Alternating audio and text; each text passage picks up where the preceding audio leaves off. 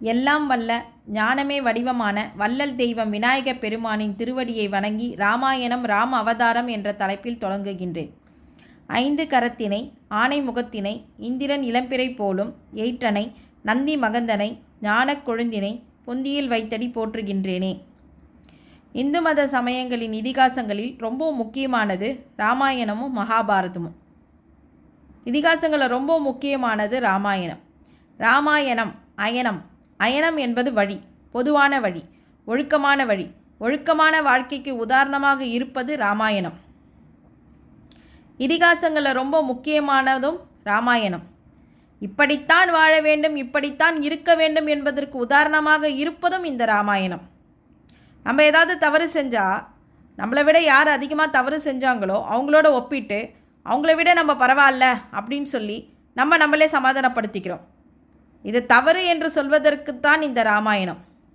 60,003 மனைவிமார்களை உடையவர் யார்னா நம்ம தசரத மகாராஜா. அவருக்கு பிள்ளையாய் பிறந்த ராமபிரான் ஒரே ஒரு மனைவியுடன் வாழ்ந்து இந்த உலகத்திற்கு ஒழுக்கத்தை நிலைநாட்டினார். ஒழுக்கமான வாழ்க்கைக்கு உதாரணமாக விளங்கியவரும் நம்ம ராமபிரான் தான். ஒழுக்கமான வாழ்க்கைக்கு உதாரணமாக இருப்பதும் இந்த இராமாயணம் தான். ஒழுக்கம் விழுப்பம் தரலான், ஒழுக்கம் உயிரினும் ஓம்பப்படும். இது நம்மளோட தமிழ் பாட்டு, வள்ளுவனோட வாக்கு. எப்படி நம்மளுக்கு திருக்குறளில் ஒவ்வொரு திருக்குறளுக்கும் பொருள் இருக்கோ அதே மாதிரி இராமாயணத்திலும் பொதுவான பல செய்திகள் இருக்குது. 14 ஆண்டு காலம் ஒரு மிதியடிக்கு வெண்குடையும் சாமரமும் தொண்டு செஞ்சாங்க. ஏன், என்ன காரணம்? வைகுண்டத்தில் பெருமாள் ஒரு நாள் வெளியே சென்று வரும்போது மிதியடியை வெளியே விடாமல் உள்ளே கொண்டு வந்துட்டாராம். உடனே அங்கிருந்த வெண்குடையும் சாமரமும் மிதியடியை பார்த்து, நீ வெளியெல்லாம் போயிட்டு வர, கண்டதையும் மிதிச்சுட்டு வர, நீ உள்ளே வரலாமா? நீயும் நாங்களும் ஒன்றா அப்படின்னு சொல்லி மிதியடியை பார்த்து இந்த வெண்குடையும் சாமரமும் கிரீடமும் சண்டையிட்டுச்சான்.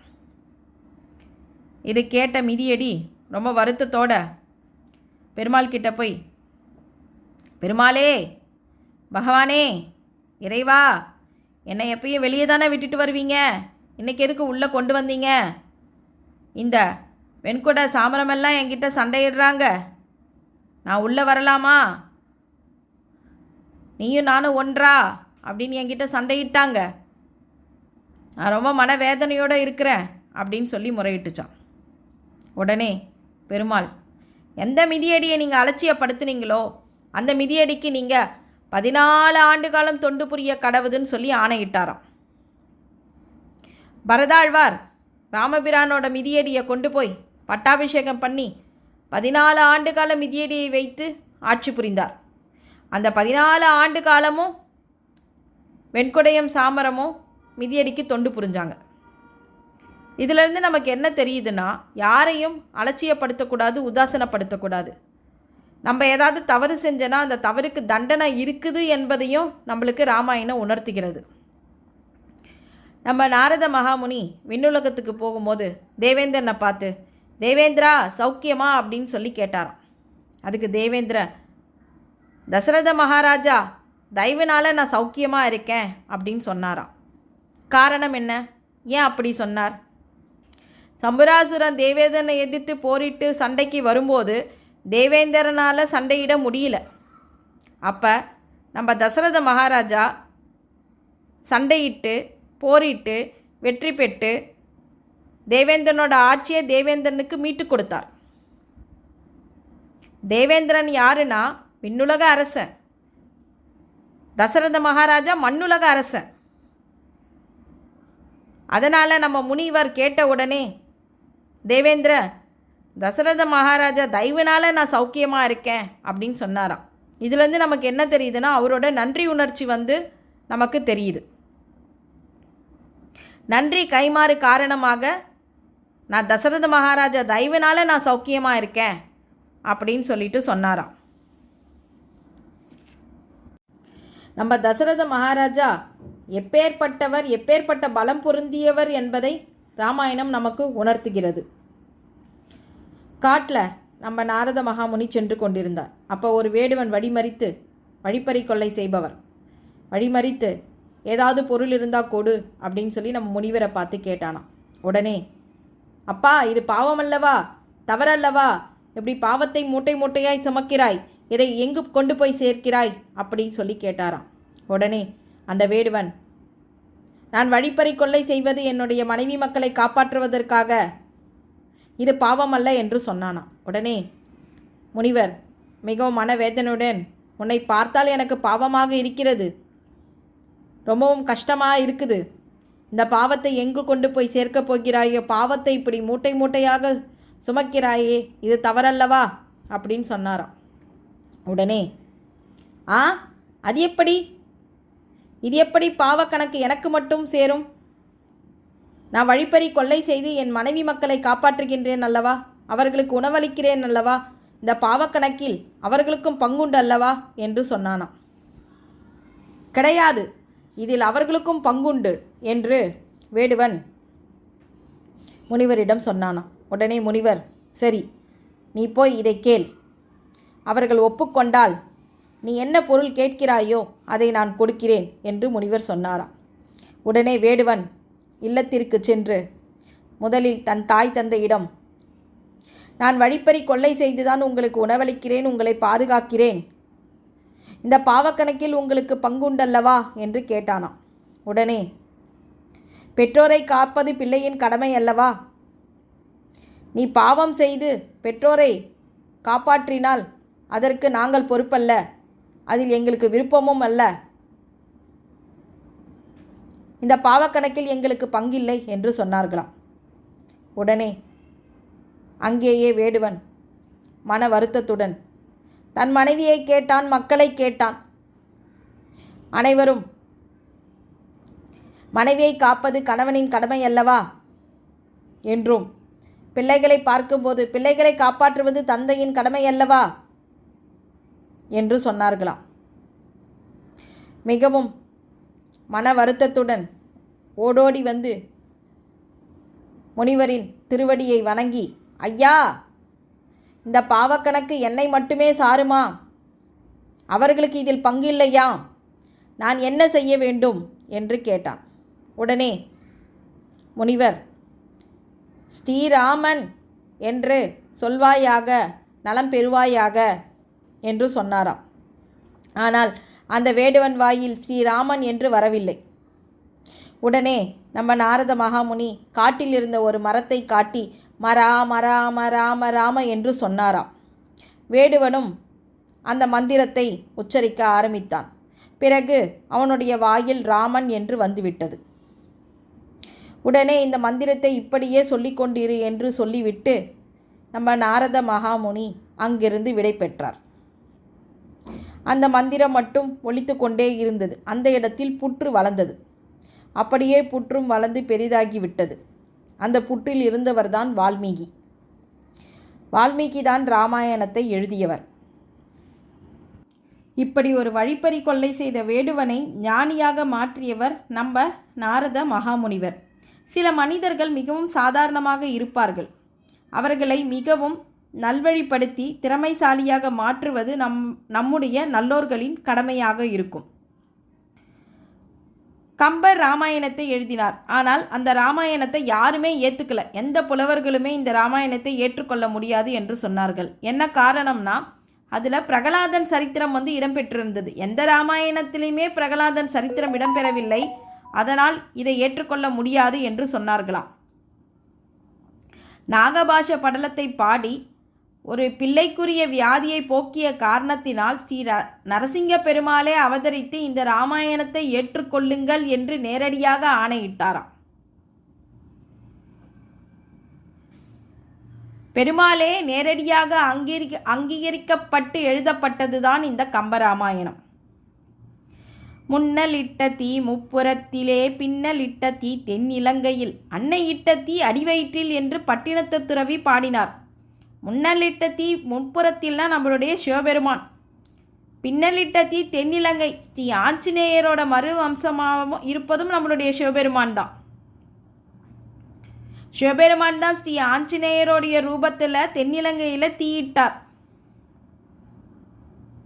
ஸ்ரீ ஆஞ்சநேயர் சிவாம்சம் பொருந்தியவர். அதனாலே என்னவோ சுந்தரகாண்டத்தை படித்தா நல்லது, கேட்டா நல்லது, பாடினா நல்லது அப்படின்னு சொல்லி நம்மளுடைய முன்னோர்கள் சொன்னார்கள். சீதையின் கற்பை வெளிப்படுத்துவதற்காக மட்டும் தீக்குளிக்க சொல்லலை. லக்ஷ்மணன் காயப்பட்டு போயிட்டார். சீதா பிராட்டியின் சொல்லால் லக்ஷ்மணன் காயப்பட்டு போயிட்டார். அந்த காயத்துக்கு மருந்து போட ஆண்டவர் இந்த பரீட்சை வைத்தார். ஆனால் நம்பெல்லாம் என்ன சொன்னோம்? அவர் கடவுள் அல்லவா, தெய்வம் அல்லவா, அவருக்கு தெரியாதா அவள் தப்பு செய்தாளா இல்லையா என்று? இதை நாம் புரிந்து கொள்ள வேண்டும்.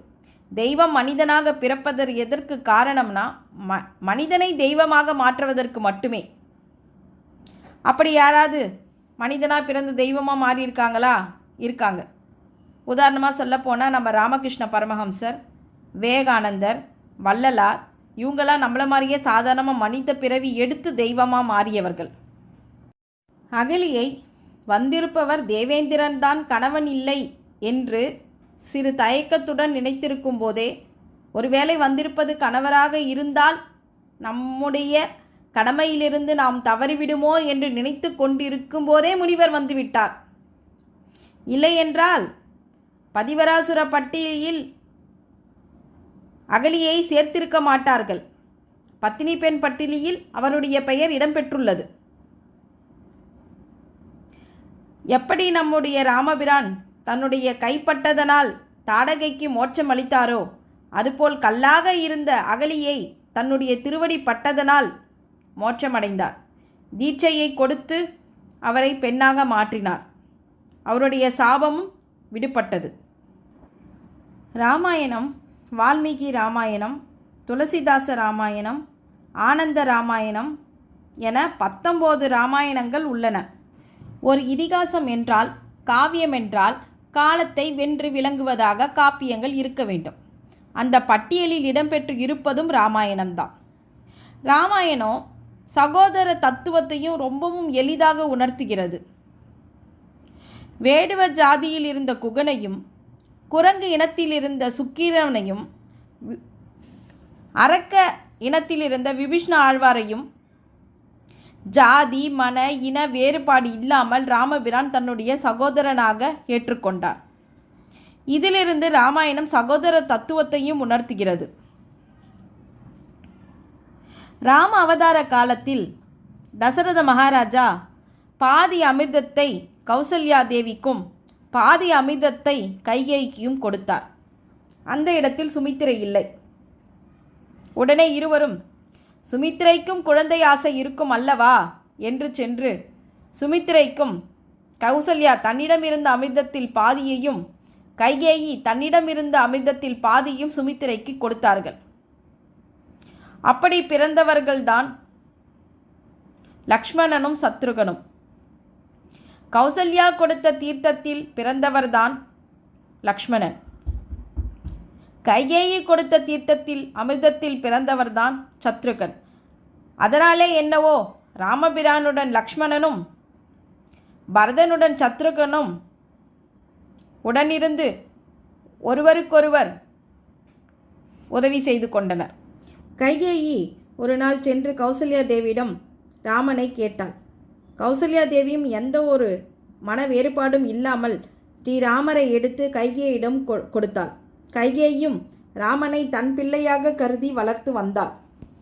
அந்த பட்டத்து அரசிகள் மூவருமே அனைத்து குழந்தைகளையும் தன்னுடைய குழந்தைகளாக கருதி அனைவரையும் நன்றாக வளர்த்தனர். காட்டுக்கு செல்லும்போது கூட சுமித்திரை லக்ஷ்மணனை அழைத்து, லக்ஷ்மணா, தம்பியாக செல்லாதே, வேலைக்காரனாக செல்.